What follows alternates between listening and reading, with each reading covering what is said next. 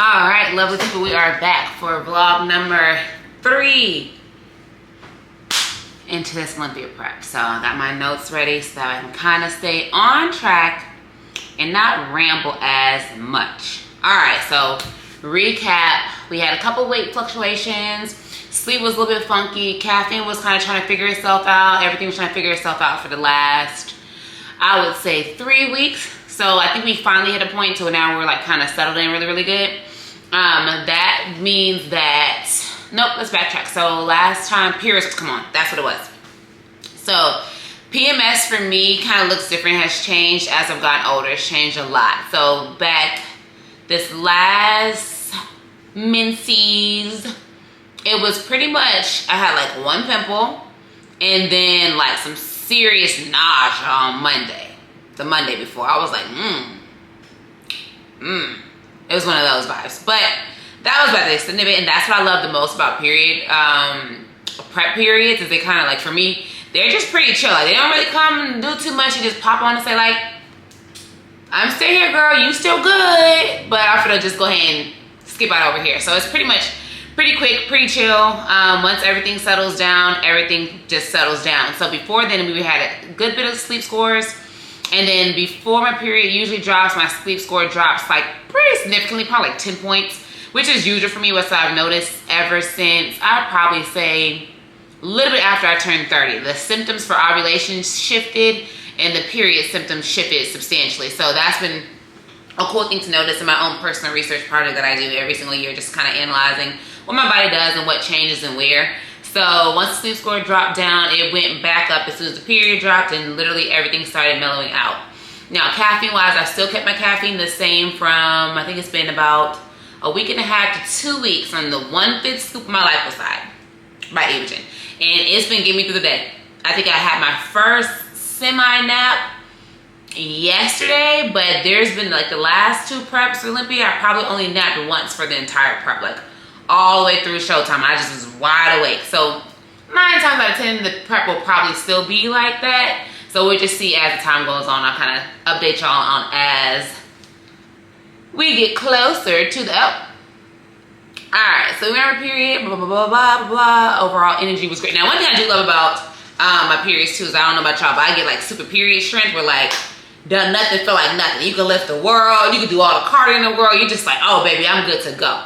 So that's pretty much what my periods are like for me. So during those times, I really like to kind of like push a little bit and just give it what I got. And that's pretty much what I do every single day. Whatever my energy level is for that day, whatever the vibe is for that day, I always give it 150%.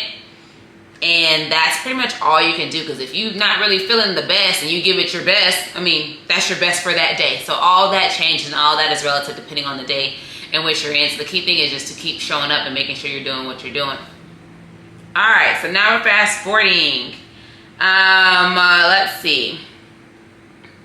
I went over consistent sleep. Okay, so about 7 weeks out, because I did the last one at 10 weeks out. Yep, keep my timeline. All right, so we're under 8 weeks out now. So let's flash back to 9 weeks out. That's what it was, 9 weeks out. So scale, I think, yeah, it bumped back up. It bumped back up due to period, of course. These are key things that you know are going to happen, so you can't really be like, oh, it bumped up. Like, as we talked about before, you got to roll with the punches and just ride the wave. It's not going to be as serious as some people make it rather. So that bumped back up at that was week 9 weeks out. Then, of course, we just let it just ride out, because my coach doesn't get concerned about that. The whole thing he's been saying this whole time is, I don't care about your weight, I don't care about your weight, I don't care about your weight. So that's always comforting, because it makes it less stressful for me to be like, all right, I got to get down to this weight, because like, no, I don't. I end up where I end up at. As long as the look looks how we need it to look, that's where it is. And I think the key thing too for me is coming down to the end of the career, like towards like this part of my career where like it's very much grown. Like we talked about before, like when you get grown and you've been training for almost 2 decades, the body just is different. Like you could be doing the same thing I was doing 10, 15 years ago, but just doing it now for a longer period of time, more consistently. It just changes how everything goes, and then everything just kind of looks how it looks without you having to do any extra per se. Like you just grow. You just grow and grow and grow in that muscle maturity, that muscle density, just from just simply doing the same things over and over again for years and years and years. Really creates a different look. And that's probably the cool thing to just recognize and see, since like if I compare back to when I started when I was 14 to now, I'll be 32 next month. So just to see the differences from then to now is just pretty substantial and pretty cool to just take note of and really, really focus on. Now, what I will say is I use like weight stalls or weight plateaus to my advantage, because I do like the psychological thing where I always work like I'm behind. And I mean like, ooh, it's getting close. I make my body feel like, ooh, it's getting close, it's getting close, it's getting close. So that way my energy is like push harder, push harder, push harder. And that pretty much has how I've been for like the last, I would say it kicked up substantially probably after I started winning Olympia. I will say I really, really, really, like I always say, put my foot on my own neck and just make sure that I'm showing up for me. Because at the end of the day, I'm not competing with anybody but myself and the goals that I've set for myself. So when you think of it like that, you have to be your own carrier. You have to be your own rep. You gotta just be your own motivation, just to make sure that you're doing what you need to do and showing up better than you did the year before, better than the day before, better than the years before in general. So that's kind of how I go through preps and just really kind of get to a place where I'm continuously able to perform better, move better, do everything better than I did the year prior. So that is really just a mindset thing more than anything. It's not like I do anything necessarily extra, but in a sense I do a little extra. Because I do pick something every single year that I kind of want to get better at. So whether that's like more body work, more stretching, more of those healthy things that can only benefit you, I do more of those every single year. So that is that. But mindset wise, like when you work like you're behind, you work like you're still the underdog that you were 10 years ago.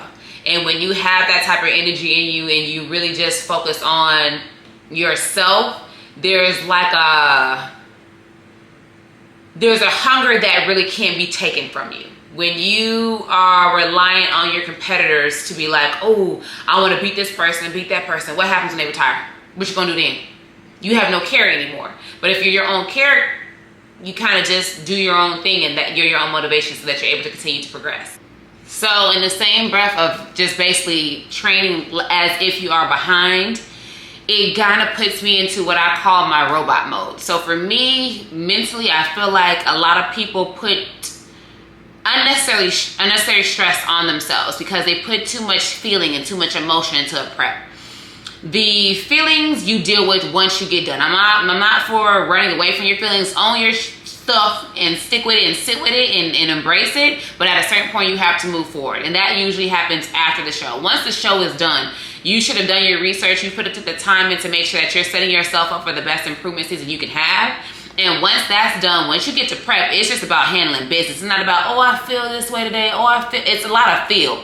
So for me, probably from here on out, you probably won't hear me use the word, oh, I feel good. I feel like I'm doing what I need to do at the end of the day. I'm doing what I need to do. So I take pretty much all emotion out of my preps, and I call it my robot mode. And so that mode pretty much came from, it was like probably 20 years ago, I had this ex-best friend. She was very, very volatile, very toxic.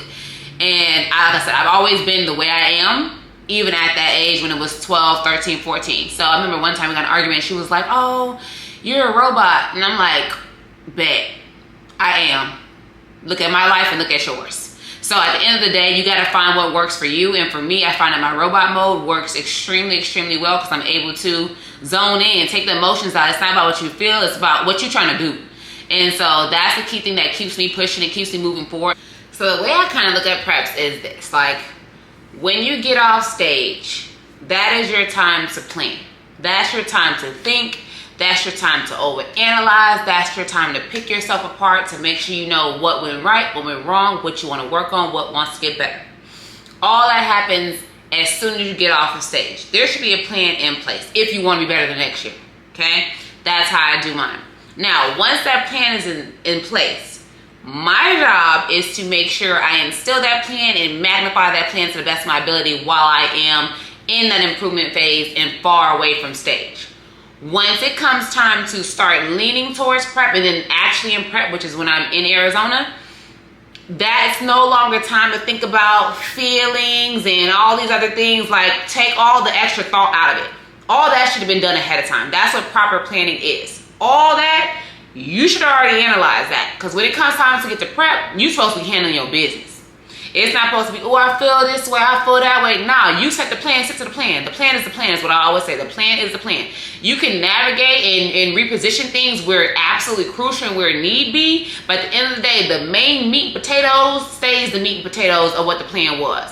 So, of course, all that has a couple of different nuances to it depending on the person. But for me, that's kind of how I go about it. So that way, when I get to prep, I'm just moving. I'm in that robot mode we talked about. I'm in that mode to where there's no thought that goes into anything. You get up at the same time every day. You do the same cardio. You change your cardio if it needs to be. Your food is the same until it changes. Your sleep time is the same until it changes. I leave the house at the same time. I go to the bathroom at the same time. It's not 9 times out of 10, okay?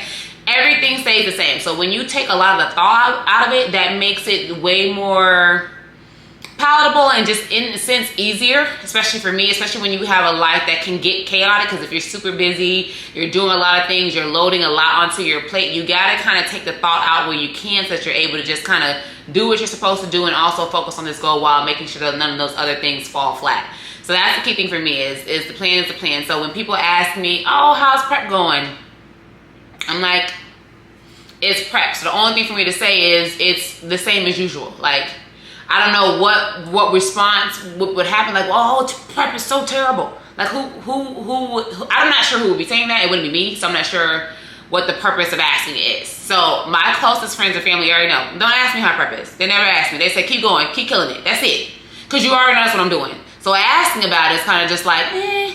And also, too, what I've noticed is even doing these type of vlogs is then taking my notes like a little mini journal, is it forces you to think. And so that's another reason why I'm having a discussion now, because these next couple videos, I ain't gonna be talking about no feelings, none of that other stuff, because that's not what I wanna focus on. I wanna focus on getting my job done.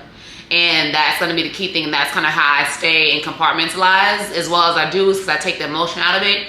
I take the introspectiveness out of it until it's something that I have to analyze, like when the caffeine was having an issue. Like, all right, I need to figure that out now, so that way it's benefiting me down the road. And that information I took from that first person to prep, I can use it for my next prep, so that way I know, like, all right, this is what happened last time. You might want to err on the side of caution when you start implementing these supplements and coming into prep. But that's the only other time. So that's why I said there's nuances to it. Like, yeah, the plan is the plan, but at the end of the day, you only switch up when absolutely necessary. So fast forwarding, we are now into, so once we got to 7 weeks, like I said, the weight bumped up, and then I checked in again. What was that? Probably that next Tuesday, because sometimes we start going into multiple weigh-ins just to see kind of what the weight does throughout the week, how my workouts are affecting me, and all stuff like that, so we can kind of get more information. The whole thing about using the scale and pictures and videos is to get information, and so that way you have them to cross-reference from the previous years and the years going forward. So that's the key thing for us, and why we still continue to do weight even though we don't care about it. It's like, it's a good reference point to be like, oh, at this weight we knew what you look like, or if at this weight, like, all right, you might not need that much more to go down, so that we kind of can cross-reference and have that for the future and for the present. So let's see, we got to 8 weeks out. That was on Friday. So dropped down 2 pounds. So like I said, everything kind of goes in waves, and that's why I never worry about it, because the more you worry about it, the more you're going to increase your cortisol, and the more you're going to most likely gain weight. And that's not what you want to do. So what I do is just focus in, again, on the details and what I need to do and what I need to get done. And at the end of the day, it will always work out. And that's what I always will say, is just, it's about believing in yourself and believing in your body and making sure that you're giving the body everything you need. As long as the body's getting everything it needs, you should be okay. But the key thing is, you got to do all the things on the front end, in the middle, and the back end to make sure that you are really, really consistent in terms of your recovery, your everything that you do, especially when it comes to prep. You have to really be nitpicky. I mean, you don't have to. If you want to be successful, I would say you might want to nitpick and make sure you've analyzed where your downfalls could be and kind of what you need to do to be a little bit better the next time. So the key thing I do is, since you can't focus on weight as much, one thing for me that I mentally notice is I don't focus on pretty much any pictures that much. I just send them all to my coach and just do my check-ins with my coach, and that's his job to handle everything. What I do use as a reference point in terms of my progress is my weight belt. So like usually I have my extra small belt, which is my improvement season belt, and then my used to be my 3 weeks out belt. That would be my extra small that I would use only when I was like 3 weeks out, because that's when my waist fitted. And so I knew I was on a change for even better progress and even more drastic of a look once I was in my 3 weeks out belt. I've been wearing that belt probably since we were probably about 5 months out. So at that point I was like, I never used to fit this before. But that's the thing too, is looking into your improvement season and seeing what you can make better during that season too. Like a lot of people think about the stage, like what can you make better during that season? And for me, I think all of the things we talked about in terms of my reverse allow my waist to be even smaller in the actual improvement season when I'm at my thickest. So that means my waist is that size at the thickest. When I'm actually stage lean, it should be even crazier. So I'm really excited to see that, and that's what I use as my marker. And generally how my clothes fit, I'm like, I'm feeling a little bit lighter. My belt's feeling a little bit tighter. Like, okay, all right, I can get a little more space in my belt. Those are my signs that I use personally, just to make sure that, just to kind of check in with myself and be like, all right, yeah, I see the progress, I feel the progress. And of course too, a large part of it is, like I said, I don't look at myself. So unless I'm doing like that little ab shot, little selfie for Instagram, but my coach is my main meat and potatoes in my eyes. And so if he says we're good, we're good. So if the scale says I'm 2,000 pounds, guess what? He says it's good, we're good, because he's gonna figure it out at the end to make sure that the look is the look, because at the end of the day, we are one and the same. If I look crazy, he looks crazy. He looks crazy, I look crazy. So we're kind of like a tag team that way. So that way, when you have a relationship like that and you know that both of y'all's legacies are on the line, there's a different type of unspoken vibe that comes with that, because you both want to see each other win, because you're basically just one and the same. You're in the sense one person in this capacity, in this life, in terms of the prep life. So that's one thing I've noticed. Now, when it comes to the weights, what I've noticed, and it's weirdly enough, if I don't see the weight more than twice, I don't consider it my real weight. So say like you lost 5 pounds one day. Let's say it's like 170 pounds. You're 170 pounds.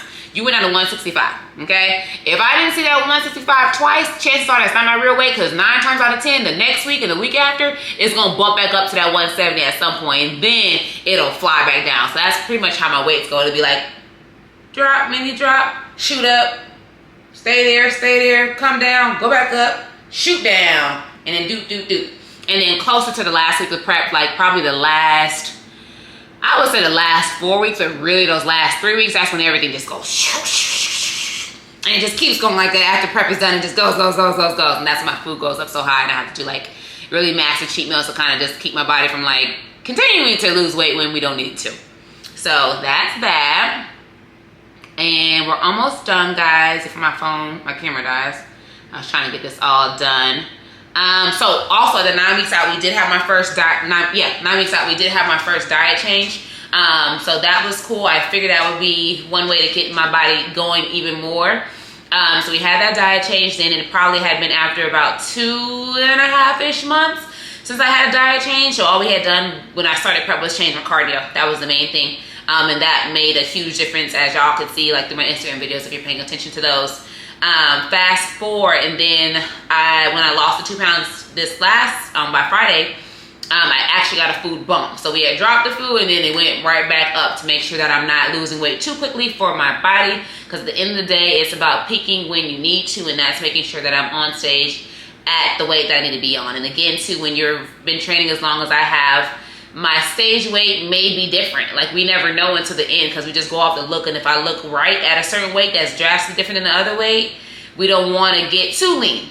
And that's the key thing for me, is making sure that I'm staying within the realms of the category. And that's where the food comes in and the cardio comes in, to make sure that everything in the final picture looks how it's supposed to look for the figure category. All right. I don't think my phone's going to die on me, guys. I think I should be okay. But just in case, I'm going to save this part. Hold, please. Okay, I'm back. So, I wanted to say that just in case. I don't know how this camera works. It might shut me off. Yeah, so that's pretty much it. So, diet changes have been cool. Diet changes are the fun part. I actually enjoy eating less food and then more food and then less food. It kind of is fun. Honestly, eating less food is just better on the budget. So, I actually enjoy diets a lot more than I should. And another question I always get is, like, do I have cravings? And I haven't had cravings in, I would say, a decade. At minimum a decade. And I think that's a testament to my coach because he doesn't pull entire macronutrients for me. So whenever I get done with the stage, I don't really feel the need to binge. Back in the day, I just did it because I could, and I didn't binge how I used to. I used to go in like after a show and just look crazy.